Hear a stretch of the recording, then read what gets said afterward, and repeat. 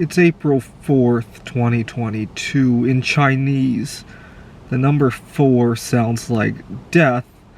And so today is Death Day, as I like to call it. Last year I had a very good day on Death Day because I had just moved on from a relationship and I had the world to myself again. Go watch my video. I made a video yesterday talking about it. I want to talk about a time in my life when I wanted to die, but not necessarily for a bad reason. This was last fall, 2021, October, November.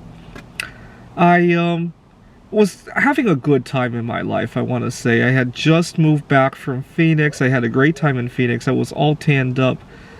And every time I would eat, I would have a heavy heart after finishing my meal for some reason. So for example, right now I'm 12 hours into fasting. This is the kind of condition that I like to go to work in.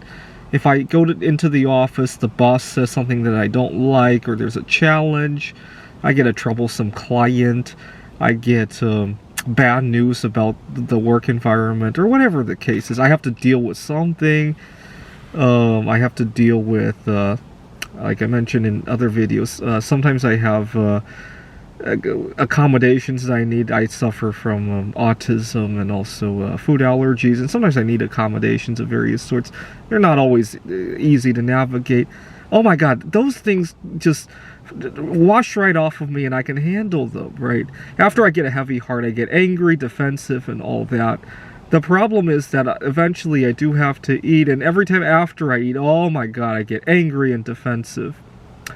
So I'll usually try to eat one big meal at the end of the day after work is all done, after everything is all said and done. But even then, I can't control what's going to happen, right? Right after I eat, I'm liable to get all sorts of bad news, right? I'll get a phone call from my boss. I was living in an Airbnb in Missoula. I thought it was safe to eat, but I come home and the Airbnb accidentally locked on me and I had to call the landlord. And I mean, the phone call went well, but it could have went better if I were in a fasted state. And so I was upset about all this. And last fall, I decided, fuck it, maybe I should just fast until I die. Because at least I'll have a very happy 2 or 3 months at the end of my life. And I ended up fasting 72 hours. I felt really... The problem is that after I got 48, 72 hours under my belt, I felt so good, happy-go-lucky again. I didn't feel like I wanted to die again. Got a little bit of a conflict there, right? I do hope eventually I will stop eating one day. I don't know how it's going to play out. I believe it is possible. You would think that with all this great technology, think of all the things that we no longer have to do anymore as a human, that technology has taken over, right? Just think about that. So I do hope one day we will stop eating and be happy and live happily ever after, and live a lot more optimally, right? If you're not eating all that crap, all that junk food, and I think we'll live a whole lot longer, more optimally. We'll have much fewer disease, and COVID-19 would probably not be a thing in a world where people didn't poison themselves with sugar, trans fat, MSG, and all that, right?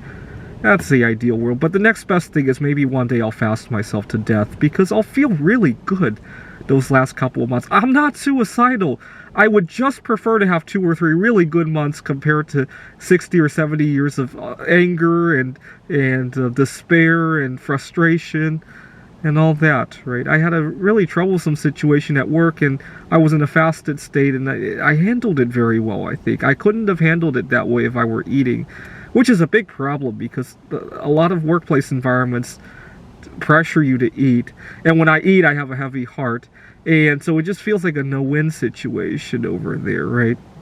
All right. Anyway, enough talking about that. Today is Death Day, and I'll think about another death by fasting again.